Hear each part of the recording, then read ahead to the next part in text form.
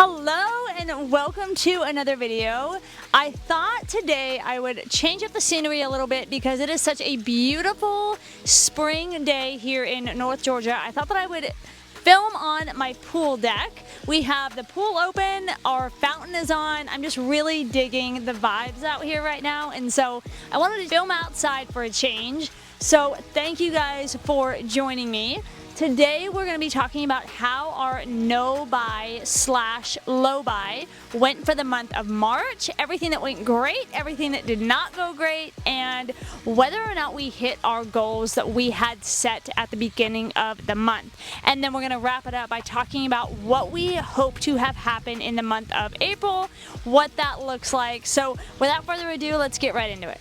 I think I'm going to regret drinking this coffee out here because it is so hot outside.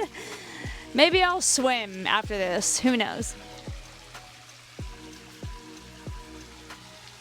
We had 3 goals for the month of March. Number 1, we did not want to make any clothing purchases. Number 2, I wanted to hit 1,000 subscribers here on my YouTube channel. And number 3, we wanted to pay at least $1,500 towards our debt. So we're going to talk about how the month went. We did have some things that happened that were a little bit unexpected.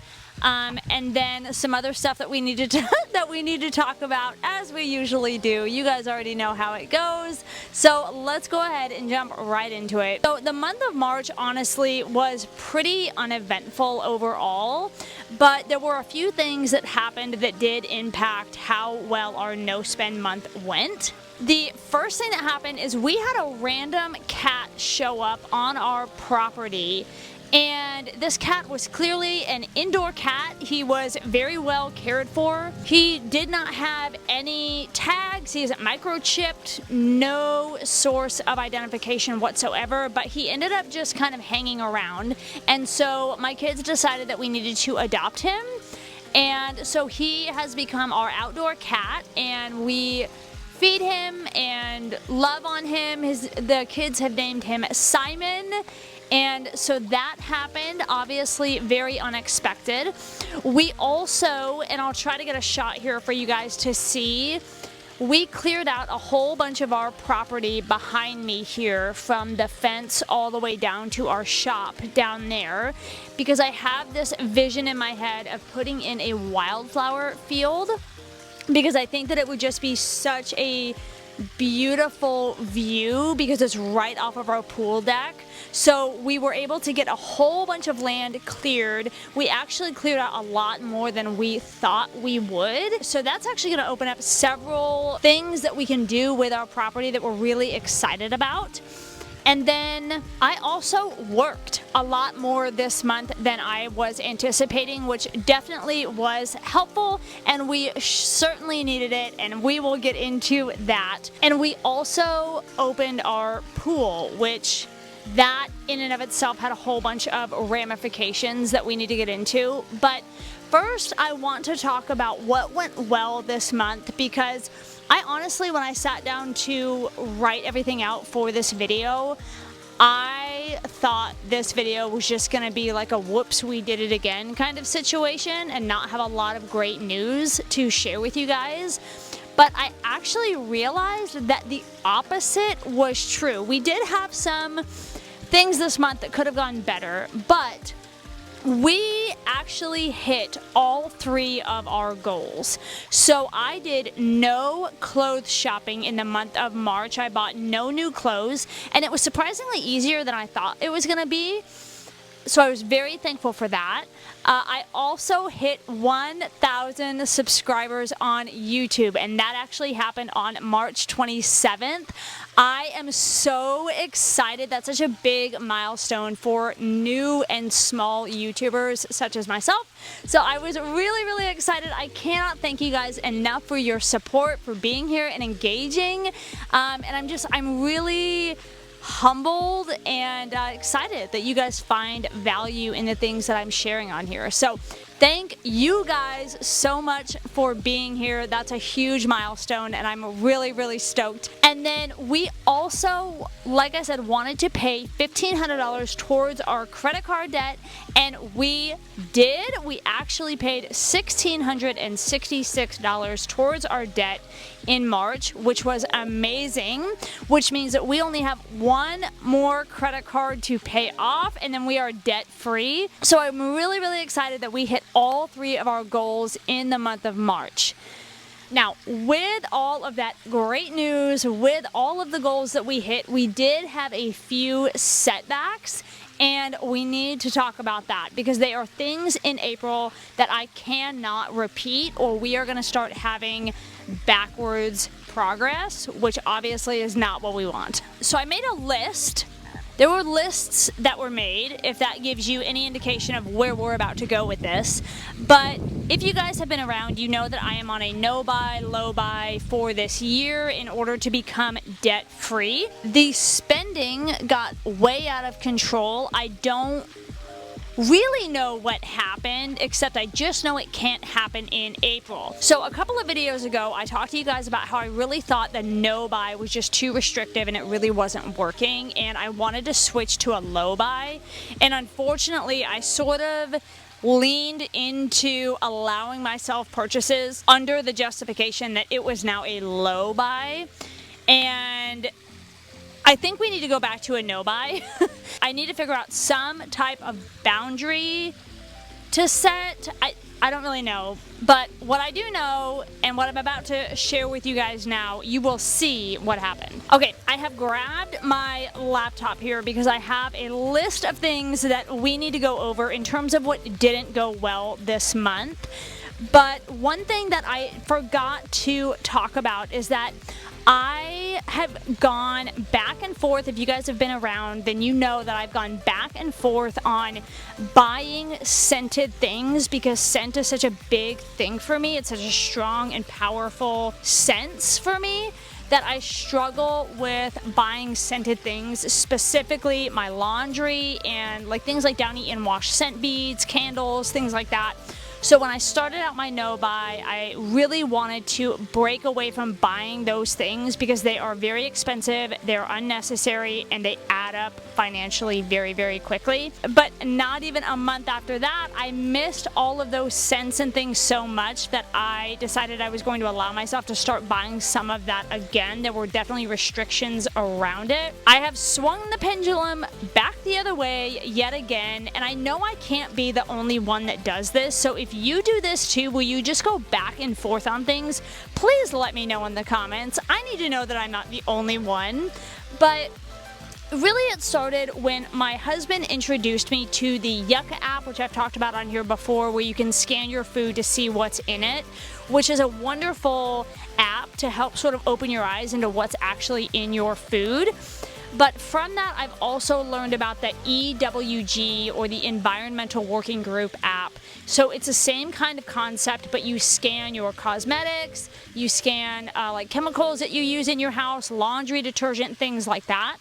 Well, I scanned the Downy and Wash scent beads, I scanned the Tide detergent, and it all is like so terribly toxic. And I knew that in the back of my mind, but I just sort of chose to like leave it back there because I never really delved into what was in those products. After looking at it through the EWG website and then doing my own research on the side, I am making our home such a toxic place with these things that apparently promote cleanliness and good hygiene, when really they're just toxic. They're just making our environment toxic. So I've swung the pendulum back the other way. I've recommitted to not buying anything scented, but now instead of viewing it through a lens of, well, it smells really good and I enjoy using it, I'm trying really hard to view it through a lens of, this is really bad for me and my family's health. And I don't want to end up in a situation where we get cancer or something tragic happens like that just for the scent of how something smelled. So I'm slowly working us back to a household where we're only using natural products that are non-toxic. I'd be happy to make a video on that for you after a while, once I've sort of gotten into the rhythm of it, because at this point we're still using up those products that are toxic. It doesn't make any sense to just throw them away. We've recommitted to not buying scented things. That was the other win that I really felt like we achieved this month, was just, knowledge is power, and making those changes to make sure my family and our environment is healthy. Okay, so we're gonna move on to what didn't go well. So here's what happened. We did pay off the second credit card, which was great, but I sort of paid it off knowing that we couldn't really afford to pay it all off. Like, it needed to wait another month, but I just got so gung-ho about I was just so excited to have 2 out of 3 cards paid off in such a short period of time, and only having one more card that I was like, we'll pay it off and just figure out how to pay for other stuff like groceries. We'll figure all that out later. So that unfortunately ended up putting us in a situation where I had to put some of the groceries on our Capital One Venture card. Now, our Venture card I only used for fixed expenses. Every month, the bill on that card is $318 like clockwork, because I usually don't use it as a reoccurring card. I try very hard to just pay with our debit card, but because of getting that second card paid off, it sort of just put us in the situation where I didn't have a choice, because I really didn't want to touch savings. So that was an issue for this month. The other thing that really, I knew that this was going to be a purchase, or that these were going to be purchases that we made, but I wasn't anticipating on making those purchases until May, because typically we open our pool on Memorial Day. But the weather in North Georgia has just been so beautiful. I mean, high 70s, no rain, blue skies, everything is blooming. I just couldn't help myself. And so once I opened the pool, thankfully we didn't have to buy chemicals or anything, because when I opened it, the water was crystal clear. Every single year I've opened the pool at this house for the last 4 years, the water has been green, but this year I opened it, the water was crystal blue, which meant I didn't have to spend money on chemicals or anything like that to balance the water, so that was a huge win. But of course, once I opened the actual pool, then I wanted to put out our lounge chairs. And once I put out our lounge chairs, then I wanted to put out our umbrellas, except whoops, we have to replace our umbrellas, because our umbrellas last year broke because, number one, they were cheap, and number two, we didn't have good heavy stands to keep them in, and so they would blow away all the time. I felt like I had to buy both new umbrellas and new umbrella stands. So those were 2 huge purchases, but on top of that, I also bought us new pool floats. And typically pool floats aren't that expensive, but I decided to get quality pool floats that I've had my eye on, honestly, for like 2 years now. I just hadn't pulled the plug on it, and this year I said, you know what, we're gonna do it. So I bought the Big Joe floats, and they're not cheap. I bought 2 of them. Those were the 3 really big purchases that happened this month that sort of threw our finances into chaos. So I am going to list out everything that I bought this month, and you will see that this month was not a low buy month at all. So let's go. Let's list off these purchases. Number 1, patio umbrellas. We got 2 of them, cost me $257. We also bought heavy-duty umbrella stands. They're very heavy concrete stands. They have wheels so you can roll them around. They will last forever, which is why I decided to buy them. But 2 of those cost $120. The 2 Big Joe pool floats that I bought came out to $304. I told you they're very expensive, but they last forever. They're really well made. They're great floats. We started to switch over the cleaners in our home, so I spent $33 on toxic-free home cleaners. We also had to buy a gate to block off our dogs from being able to go down the hallway and get into the bedrooms because they like to go on the beds, which I'm not a fan of, and they also like to go in my kids' rooms and get their stuffed animals and chew on those. So we wanted to stop them from doing all of that. That was $40 for the dog gate. I also went to TJ Maxx, which I had no business being there, okay? And I bought new drinkware for $17.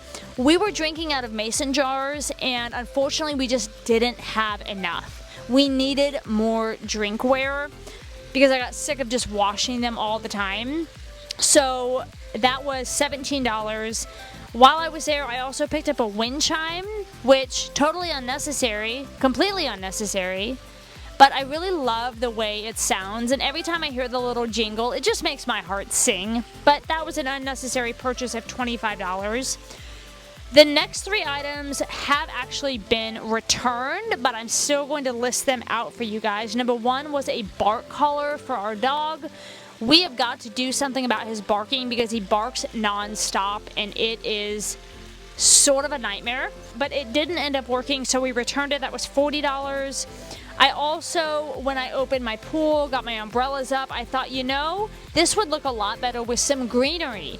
And so I went to Home Depot, and Home Depot had these beautiful 3-foot tall euphorbia cacti. Absolutely gorgeous. You would pay $100 or $200 for these things at any other nursery. They were only 25 bucks. I bought them, I got them home, and unfortunately it was still a situation where it was too cold at night, so I would have to take them in every night and then bring them back out, and I thought, this isn't worth it, and so I took them back, but that was $50. And then we also bought Simon a cat bed for our front porch where he likes to hang out, but he doesn't use it. We have 2 rocking chairs on our front porch that have cushions on them, and he much prefers those. So I ended up returning that cat bed. That was $25. Now, if you've been doing the math along with me, then you will realize that that is $911 of unaccounted for spending, like unplanned spending. I'm telling you, when you just buy like $25 here or $50 here or even like $100 here, and you're like, oh, it's only $100, but then you look at your ledger for the month and you're like, what the heck? How do we get to almost $1,000? This is how, right here. So that's something that I need to work on. Now, after I returned the bark collar, the plants, and the bed, our spending came down to $796 for the month. So it definitely was not good. This is a lot of spending for us, and I'm not happy with this at all. Now, the big ticket items on the list, the umbrellas, the stands, and the pool floats, we were gonna buy those anyway. We just weren't gonna buy them until May. And so I'm not like super salty about those purchases, but they definitely could have waited. And one thing that I've learned is that impatience is very expensive, because I could have waited. We haven't even been able to use the floats yet because the water's too cold. The floats could have waited. And what I'm learning is that impatience is very, very expensive. If you can learn the art of patience, you will save yourself buckets of money. There were a lot of really good things that happened. I mean, we hit all of the goals that we set for this month, but there were also, again, a lot of unintentional spending that happened that really showed up at the end of the month. So in the month of April, we have really got to lean into being content. And I've said this before, that even as somebody who preaches minimalism and preaches contentment, it's still something that I struggle with. And sometimes it's hard for me to show up on here and talk about being content and then turn around and talk about everything that I spend money on, because I almost feel like I'm contradicting myself. But I think that's also really just kind of how life goes sometimes. And so I know that transparency, there's a hornet, and so I'm just trying to not get in his way. There's 2 hornets. So I know that transparency is something that we all as humans just deeply appreciate. And so I want to make sure I always bring that to you guys on this channel. March was great, but it was also terrible. And in April, we're just going to do better. So I'm just really trying to keep at the forefront of my mind that our whole lives could be changed this year if I can lean into being content. I try to keep reminding myself, it's only 1 year, work hard, and your entire life can be changed. Continuing to remind myself that I am going to say out loud at the beginning of every single day this month in April, just to help myself remember. I will probably also come up with some kind of like phone screen background, because I look at my phone so often during the day, unfortunately, that it will be a really good reminder that's just in my face all day. Now, for the month of April, I am going to pre-plan a couple of things and budget them in. I've actually already done the budget for April. They're already budgeted in. But number 1, we need some topsoil and some garden soil for our flower beds around our pool. Now, I'm debating on whether I'm just going to buy a few packs of like the flowers from Home Depot and just wait and let them grow and expand and fill up the beds like they always do.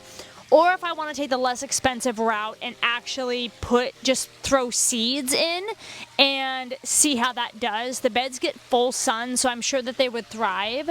I struggle with patience, so that actually might be a really good thing for me to do to help teach me patience, is to put seeds in the ground and wait for the growth to happen instead of going and buying the more expensive flowers at Home Depot that have already bloomed and all of that. So I will keep you guys posted on what I decide to do there. But other than the flower beds, no projects that cost money for the month of April. Absolutely not. The other thing that we want to do is we want to work on finishing clearing up the land back here. So it's all cleared out and the brush has been pushed off, but there are leaves that I would like to get up. There's little mounds of dirt that I would like to flatten, and I'm not sure if we're actually going to be able to do wildflowers over there, unfortunately, because it is such a shaded area. And we have taken down as many trees as we can. The remaining trees are just too big to take down. It may just be that this year we let that area just be dirt and just kind of observe and see how shaded it is, what will and won't grow over there, and then work on that next year, which would save us money this year, which means we could put more money towards that last card. So that's probably a good idea.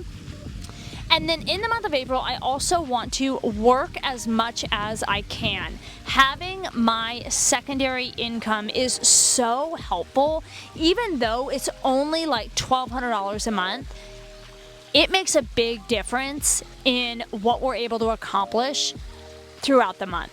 So I do want to try to aim to work 4 days a week, every week in the month of April. Now, that is a lot with YouTube, and I also may be picking up another side project as well. We will see. But that is the plan for April. We've really just got to buckle down this month. We have to do it. So that is a wrap on the March recap video. Thank you guys so much for being here and joining me. It is such a beautiful day, and I am so hot sitting here. I might actually float in the pool. So thank you guys so much for being here. Thank you for 1,000 subscribers, you guys. I'm so stoked about that milestone. I genuinely cannot thank you enough. I can't tell you what it means. I'm really thankful for all of you that continue to show up. Thank you guys so much for being here as always, and I'll see you in the next one.